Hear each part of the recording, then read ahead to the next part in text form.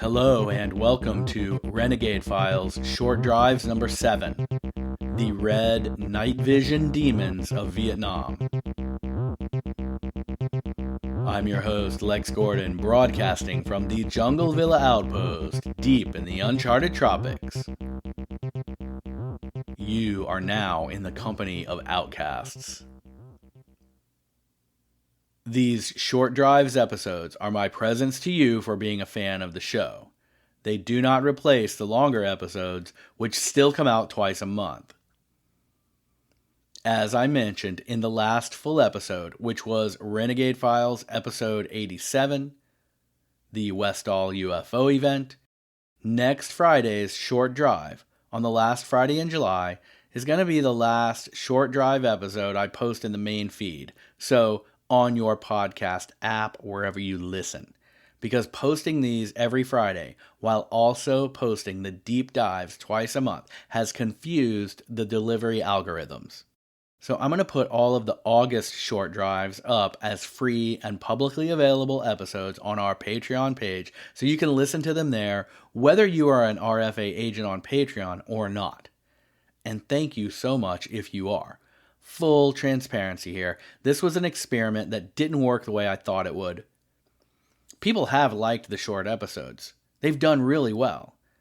They've been very popular, and a huge success actually, but as it turns out, 25-minute weekly shows and hour-long bi-weekly content target two different demographics, and the scattering effect of publishing both at the same time has watered down the show's reach. Not in any gigantic or permanent way, but my solution for tidying up the feed while still giving you the last month of short episodes is to just put them up on Patreon and make them free for everyone who goes there. Look for them there starting on the first Friday in August. There's going to be 5 of them. So, boom. That's enough of that. Now, this is a crazy story. In Vietnam, an early generation of night vision goggles caused some unintended effects. According to first-hand accounts, soldiers who used them saw things they were not supposed to see. The equipment was quickly discontinued, forbidden for military use, and replaced. Join me now, and we'll get into Renegade Files Short Drives number 7, The Red Night Vision Demons of Vietnam.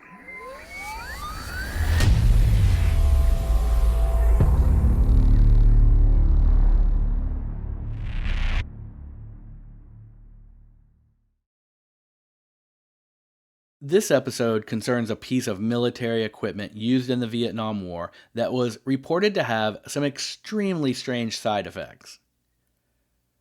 The equipment in question was an early generation of night vision goggles that allegedly used a chemical called dicyanin, which created the ability to see red, glowing terrain in total darkness. Modern night vision goggles either look like a version of black and white or green, but this early attempt gave everything a red glow. So in order to understand exactly what we're dealing with here, we're going to take a short glance back in history to a time when dicyanin was first used in optical experiments. In the early 1900s, a physician named Walter J. Kilner was working at St. Thomas Hospital in London. In addition to practicing general medicine, he became fascinated with spirituality, the metaphysical, and the occult. One aspect of metaphysical study that caught his attention in particular was the idea of living things producing auras. An aura is an energetic field that surrounds a physical object. This includes humans. Some people with clairvoyant abilities or a heightened sense of physical awareness claim that they can see a person's aura with the naked eye.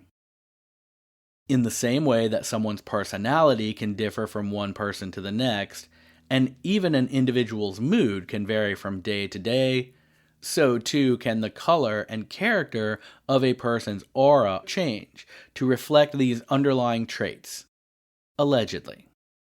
Many cultures throughout history have referenced auras in their descriptions of the world, and these energetic fields often go by different names, such as Toki in ancient Egypt or prana in India.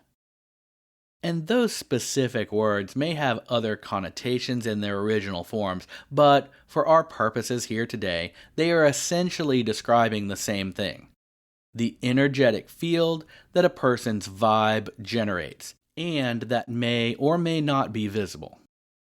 A Church of England priest in 1900 was the first to use the term aura, at least according to what I've been able to find. And his ideas were popularized by the mid-century spiritualist and clairvoyant Edgar Cayce.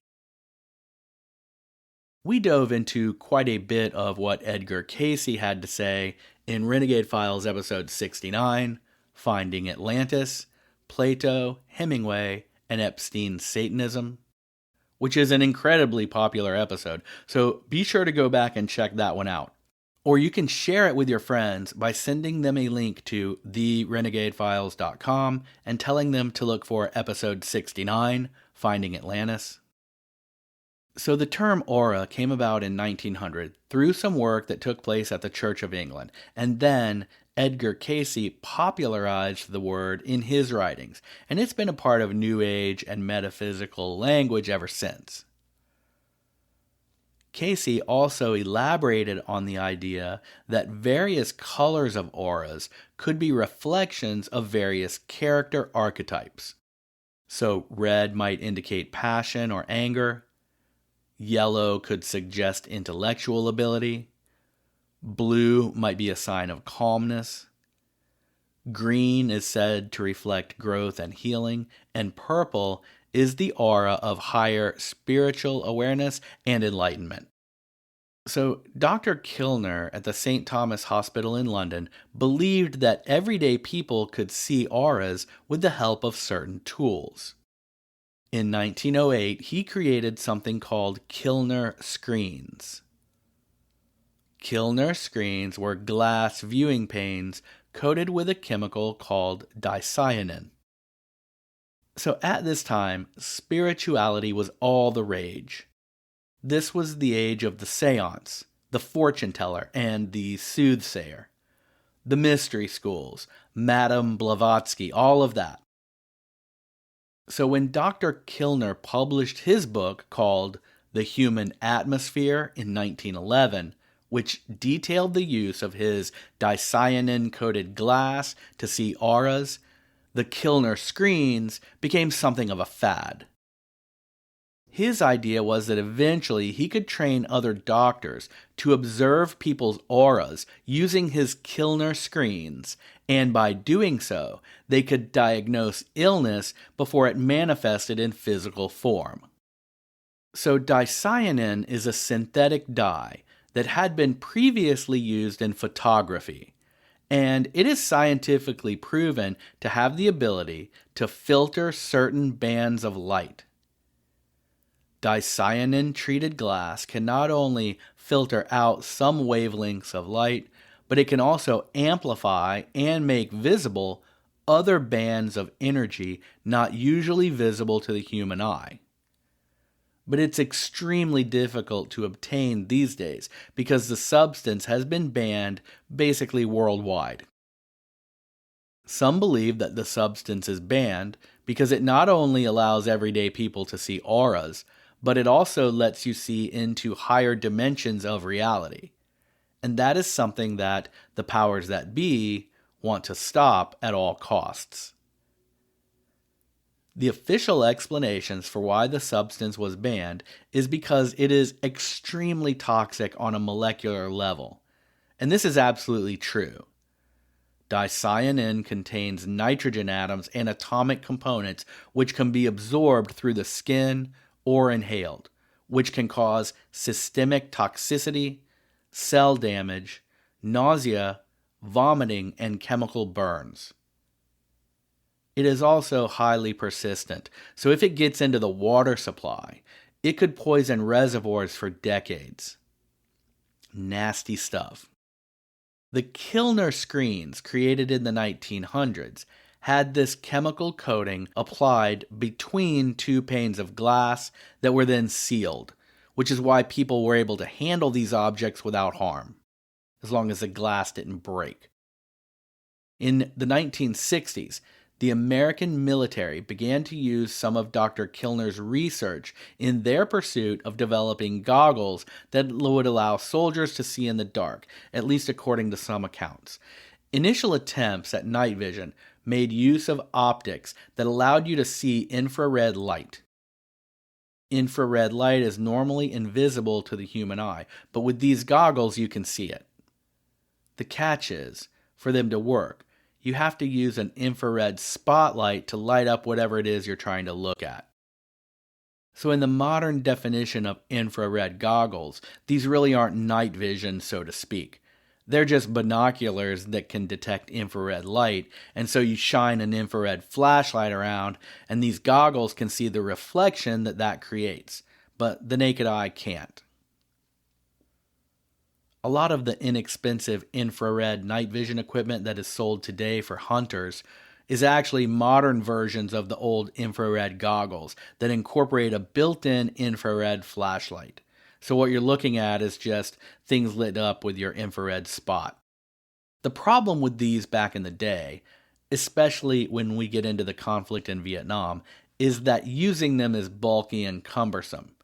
And back then, it often required using both hands, and as such, these devices become impractical in the arena of active combat. In 1964, the military began developing the ANPBS-2, also known as the Starlight Scope. These devices made use of ambient illumination and light-gathering lenses to allow soldiers to see better at night. But the Starlight Scope came with its own problems. It was bulky, provided a limited range of vision, and had a fixed focal length of 4 times zoom, which made it very good for crossing level open terrain at night, but worthless for pilots flying helicopters, or soldiers operating in close quarters. So, sometime in 1964 or 65, a colonel in charge of field operations in Vietnam was issued an initial batch of new night vision goggles, which employed a modernized version of dicyanin glass. Some discrepancies include claims that the original Kilner glass gave things a blue color and not the red described in this colonel story. But either way, the colonel was to test the new goggles using his fleet of helicopter pilots and gunners. The goggles were issued to the men, and the first night test was set to take place within hours. 4 helicopters took off and flew a short mission through secured territory with no enemy activity. At first, only the rear gunners wore the goggles, and they communicated their experience to the respective pilots. The idea being that they could get some feedback and a general assessment of how the night vision goggles performed before strapping them onto the pilots who were actually operating the helicopters. Initially, the men described the goggles' vivid capability, saying that despite the deep red color, they could see trees, the ground, the other helicopters, and even clouds as if it were daylight. They commented that everything looked the same shade of red and that made depth perception a challenge, but beyond that, the goggles seemed to be working quite well. That is, until one of the gunners cried out in terror, asked, "What the hell is that?" and immediately opened fire with his machine gun. Other gunners in the other helicopters also opened fire, and the commanding officers quickly called out a ceasefire, told the men to remove the goggles, and the fleet promptly returned to base, where all the soldiers were debriefed by the commanding officers. Each of the men who had been testing the goggles reported similar stories.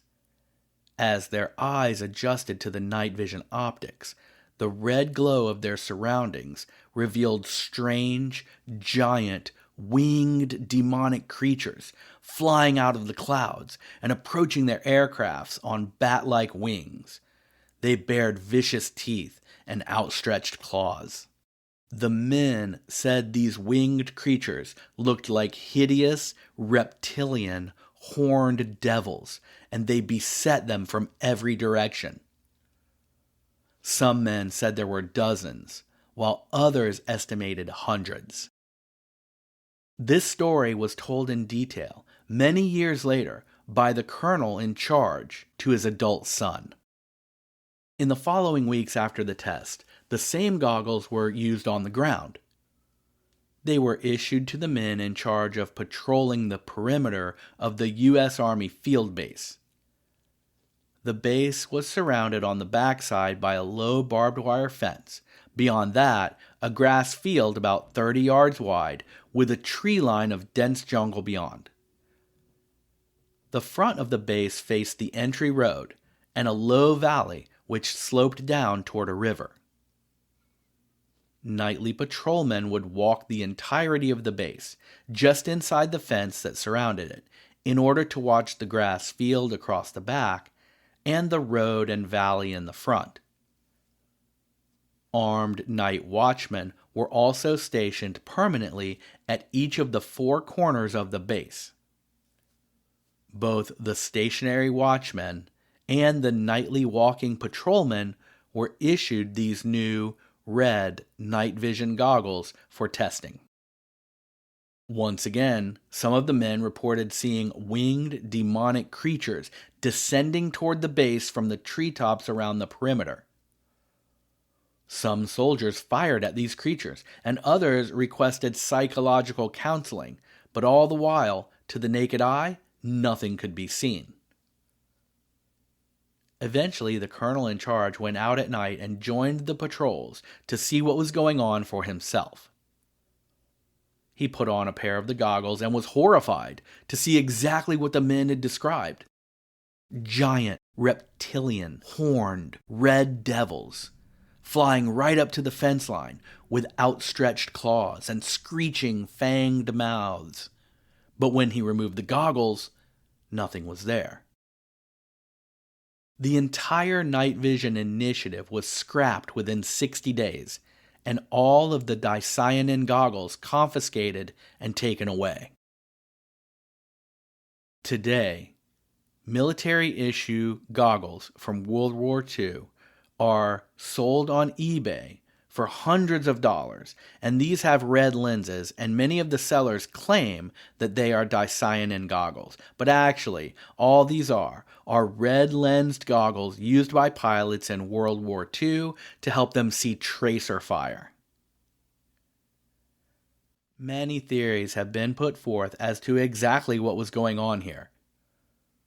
I have read that the heat of the soldiers' helmets and the general high humidity of the territory in Vietnam combined to cause the dicyanin in the goggles to evaporate and make its way into the soft tissue of the soldiers' eyes, causing them to hallucinate. Others point out that demons and other spiritual creatures of a negative disposition would be attracted to the dark energies being created in a situation like the Vietnam War.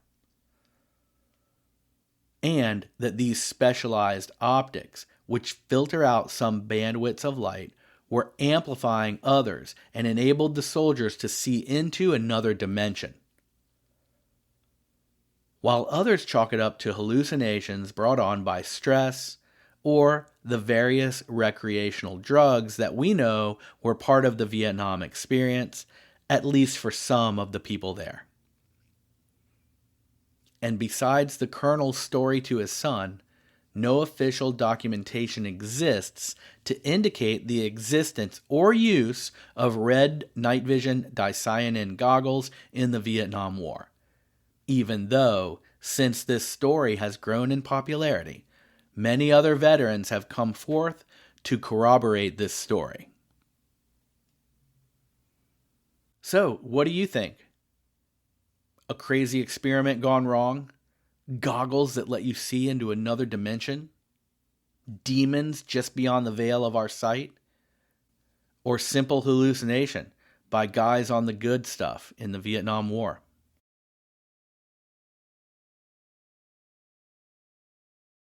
Thank you sincerely for listening to Renegade Files Short Drives number 7, The Red Night Vision Demons of Vietnam. Come check out the RFA agency on Patreon through the link in the show notes where you can try it out for free for a week. Get bonus episodes and tons of additional content, including 5 Short Drives episodes posting every Friday in August, and you can help me keep gas in pit, the paranormal investigation Tacoma, as I travel the haunted highways to bring Renegade Files straight to you. Join the RFA agency on Patreon right now, and we can chat more in there. You can find it, as I said, through a link in the show notes. You can also find it through the link at therenegadefiles.com, or you can just go to patreon.com/renegadefiles. Pick the tier that's right for you, and I'll talk to you soon in there. Thank you so much. If you're already an agent, you make this show possible.